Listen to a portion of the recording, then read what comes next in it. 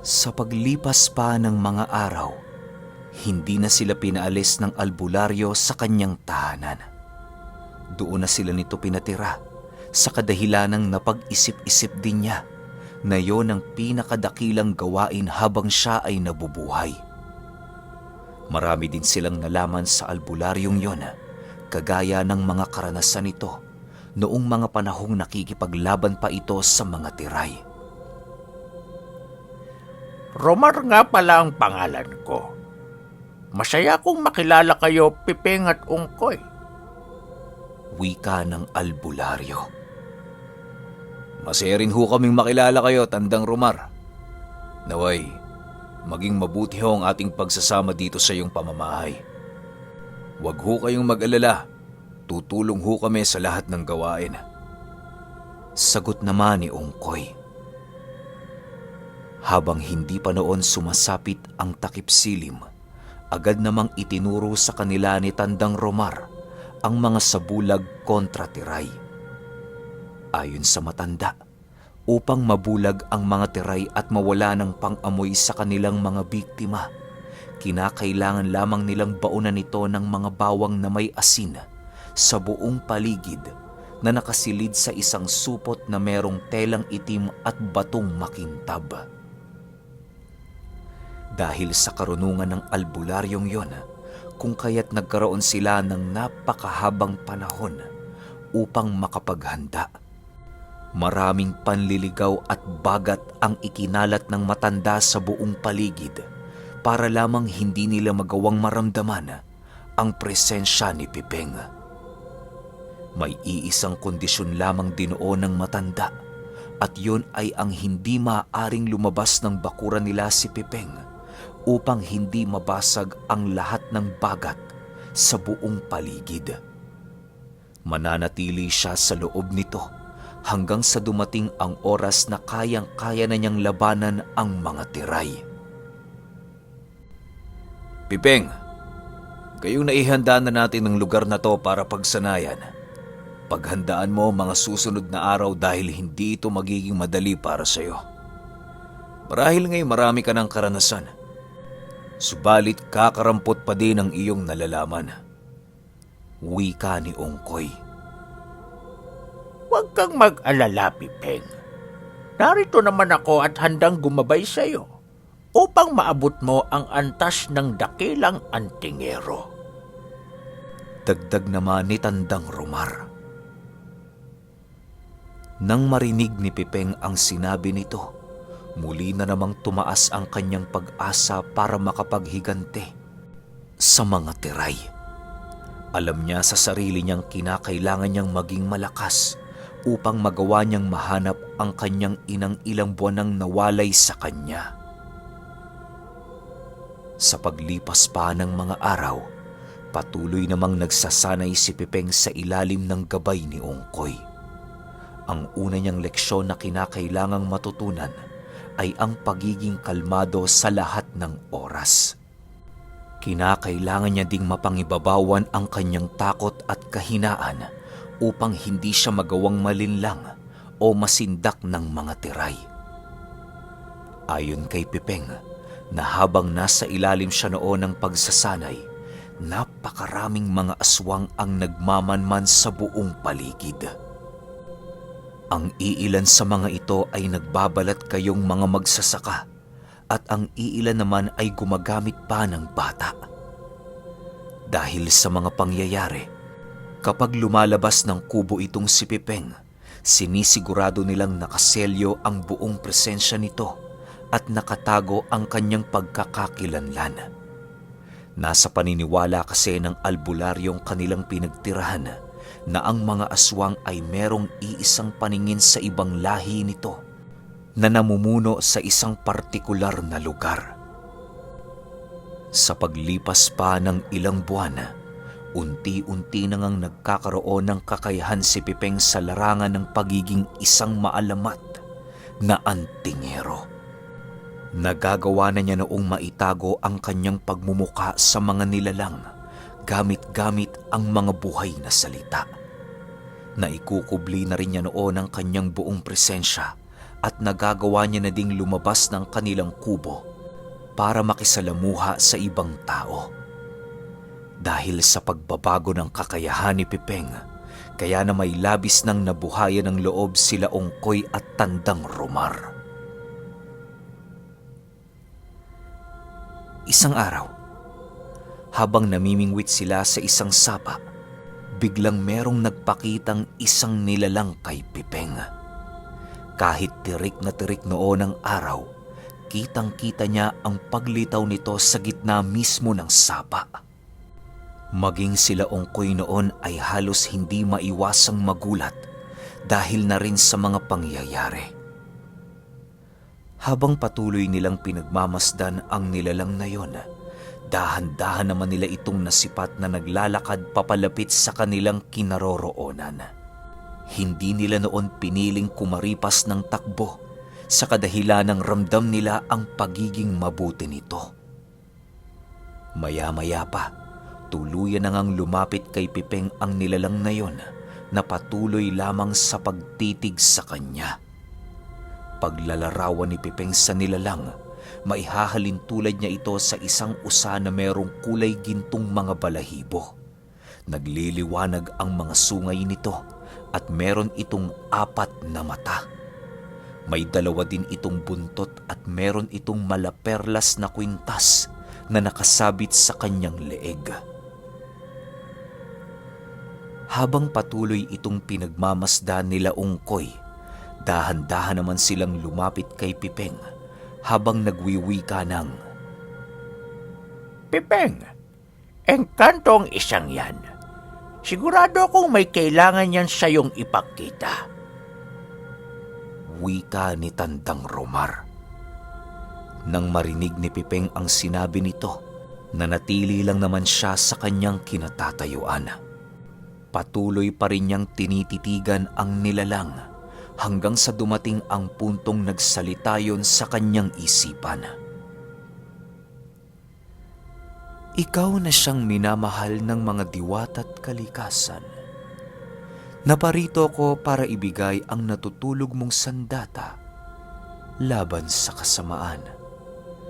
Tahakin mo ang pinakadulong bahagi ng ilog na ito at makikita mo ang iyong hinahangad. Wika ng nilalang.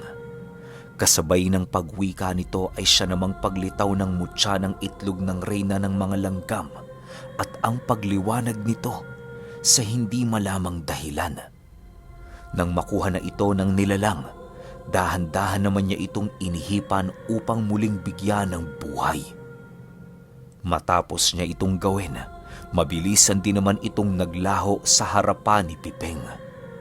Nang tuluyan ng bumalik ang katahimikan sa buong paligid, agad naman niyang inilahad ang sinabi sa kanya ng nilalang. Tandang Romar, alam niyo ho ba kung saan ang dulong parte ng ilog na ito? Wika ni Pipeng.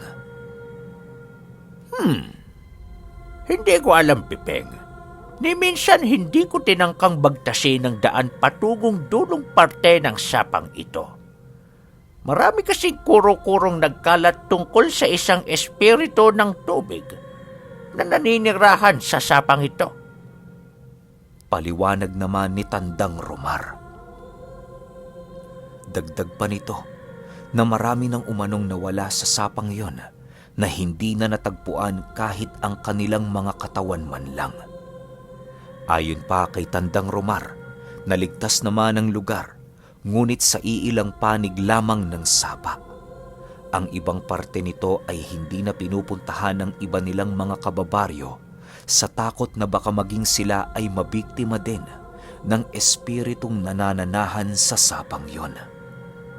Nang marinig ni Pipeng ang naging paliwanag ng albularyo, napagpasyahan naman niyang bagtasin ang daan patungong dulo ng sapa.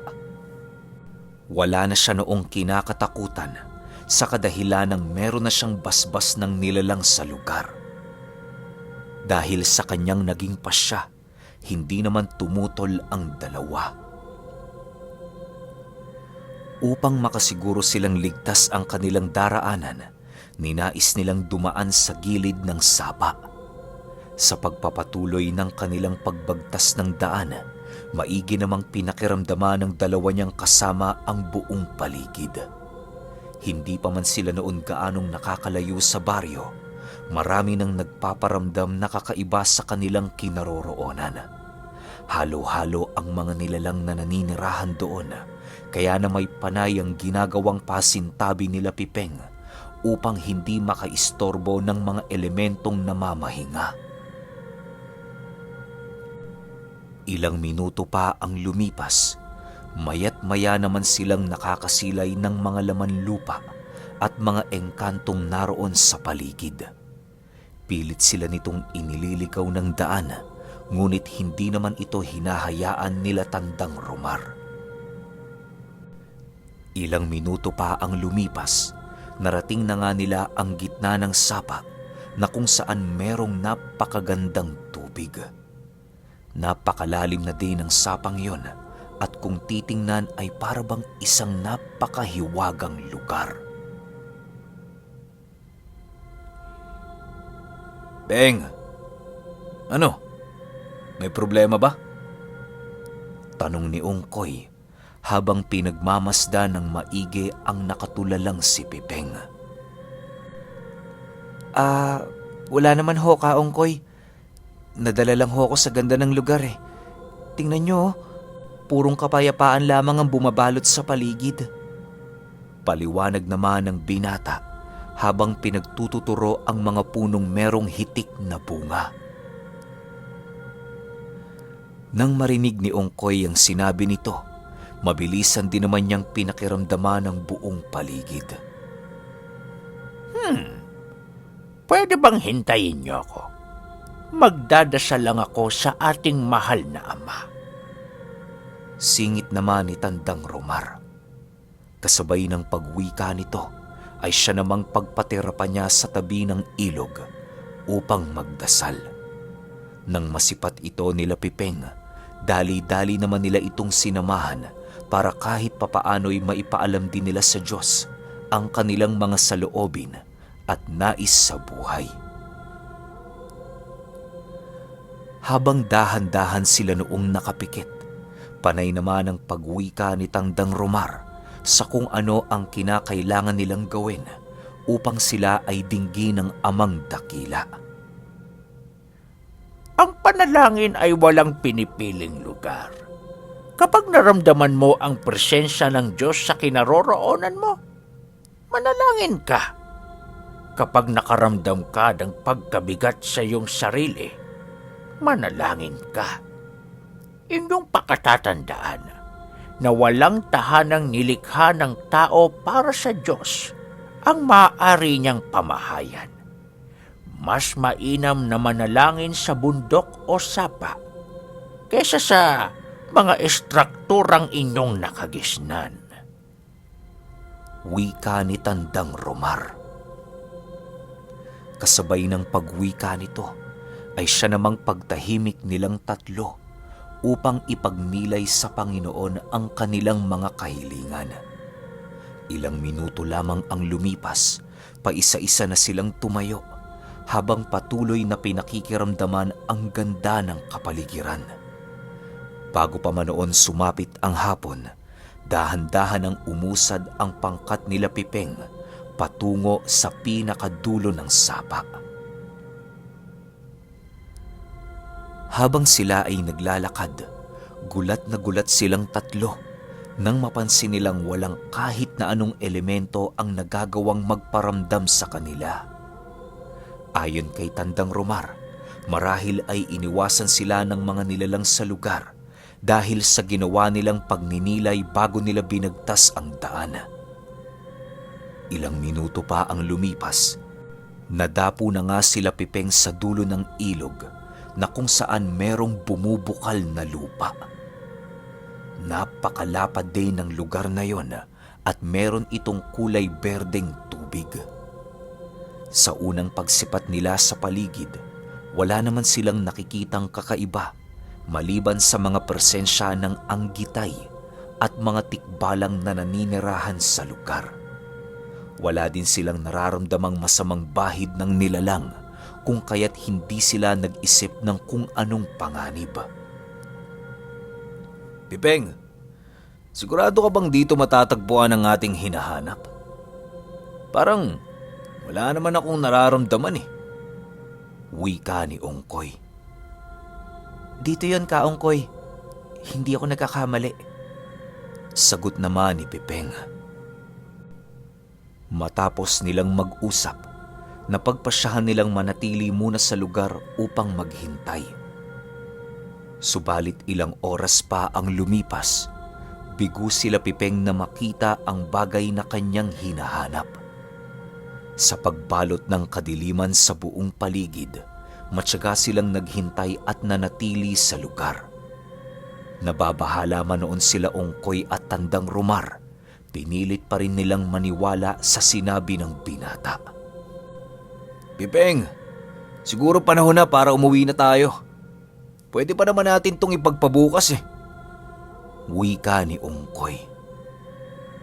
Konting pasensya pa ka, Ongkoy. Malay mo, magbunga ang paghihintay natin sa lugar na to. Sagot naman ni Pipeng. Kasabay ng pagwika nito ay ang paghiga naman niya sa tabi ng ilog upang pagmasdan ang mga bituin na nagkikinangan. Wala namang nagawa noon sila Ongkoy kung hindi ang sundin ng nais ng binata.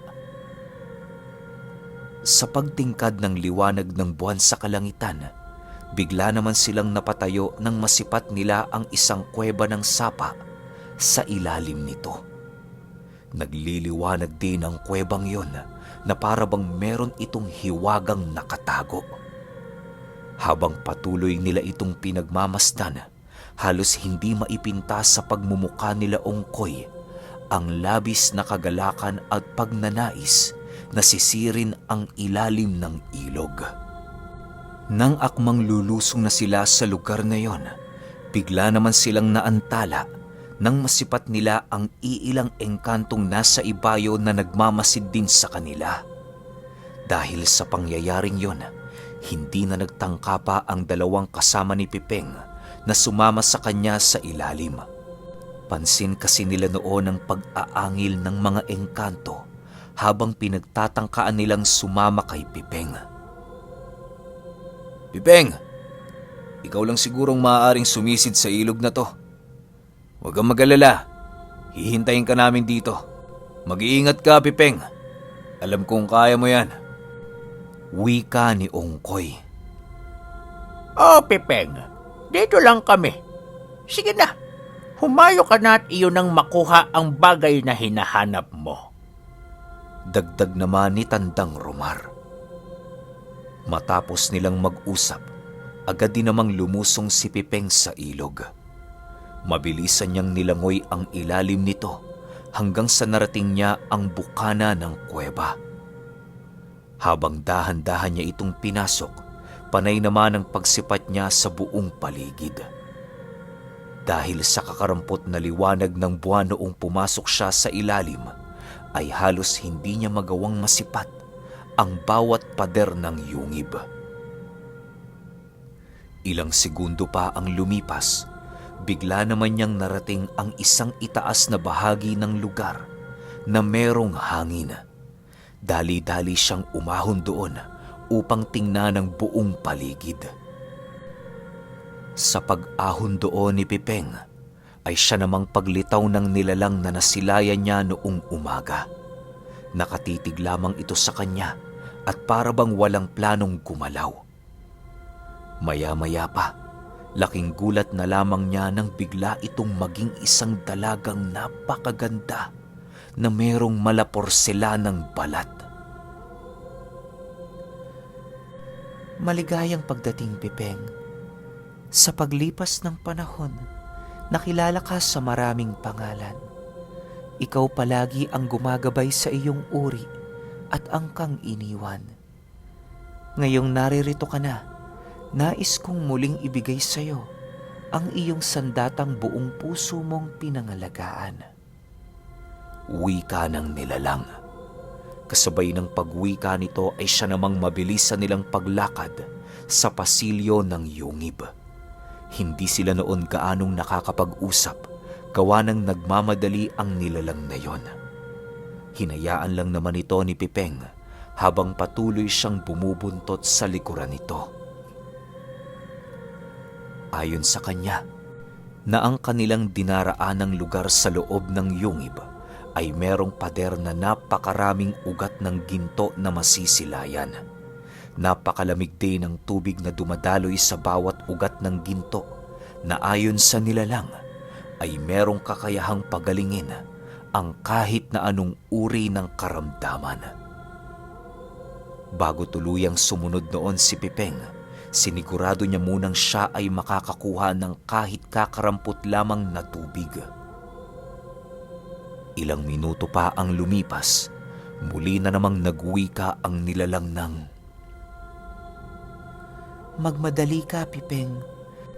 Kapag nawala ang liwanag ng buwan na narito ka pa sa loob, hindi ka na muli pang makakalabas sa loob ng ilang buwan. Mananatili ka rito nang hindi nagugutom at nakakulong. Nang marinig ni Pipeng ang sinabi nito, agad naman niyang ipinagpatuloy ang naudlot nilang paglalakad. Maya-maya pa, nadapo na nga sila sa isang pasilyong kakaiba sa lahat ng kanilang dinaanan.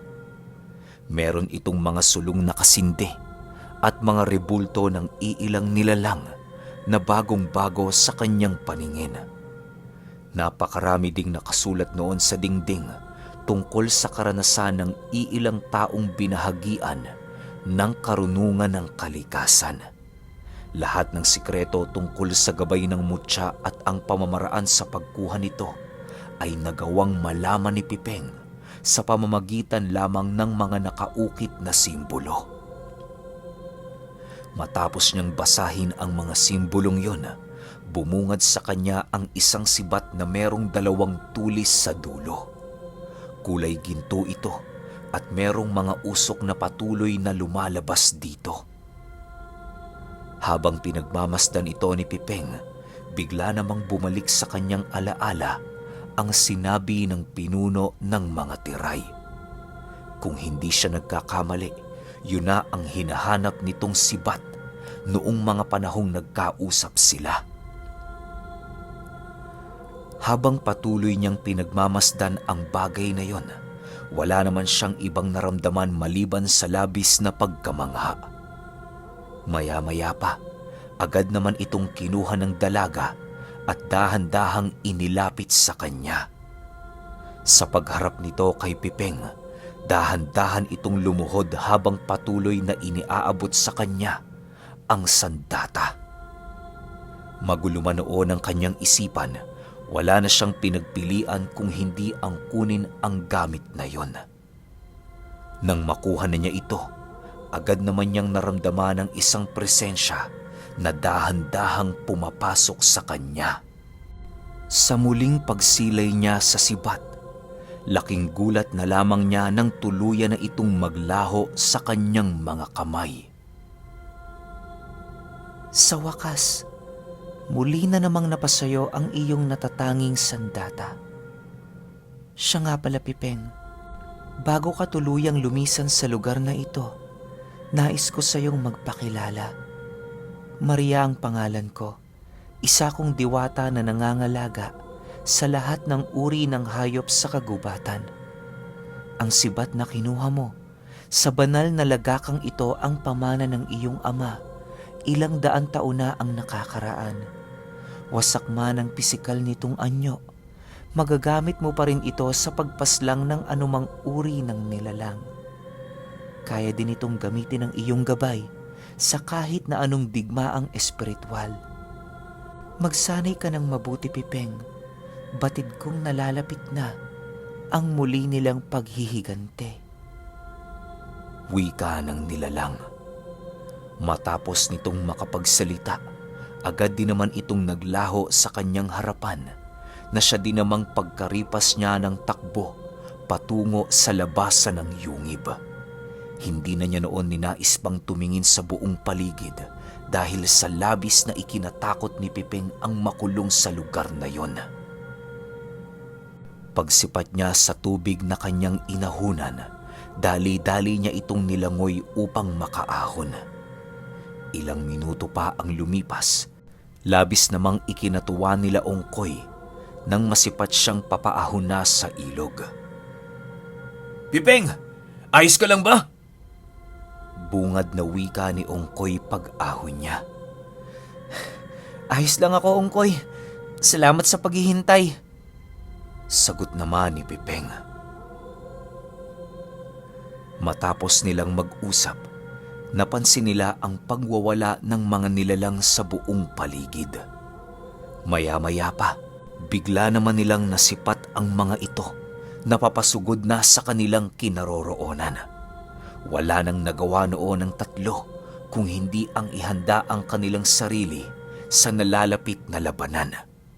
Hindi pa man noon tuluyang nakakalapit ang mga nilalang, ay agad namang itinaas ni Pipeng ang kanyang kamay na siyang paglitaw ng sibat na kanyang nakuha. Pagsilay na pagsilay dito ng mga nilalang sa paligid, mabilisan naman itong kumaripas ng takbo hanggang sa hindi na nila nagawang makita. Nang masipat ito ni Tandang Romar, ay halos hindi niya mapigilang magulat sa mga nangyari. Wala namang kasi siya noong nakitang ginawa si Pipeng na siyang maaaring magbigay takot sa lahat ng nilalang. Ilang minuto pa ang lumipas na pagpasyahan na nilang umuwi upang makapagpahinga. Sa pagpapatuloy ng kanilang paglalakad, wala ni isang elemento ang nagawang magparamdam sa buong paligid. Pipeng, ano ba nangyari sa loob ng yungib?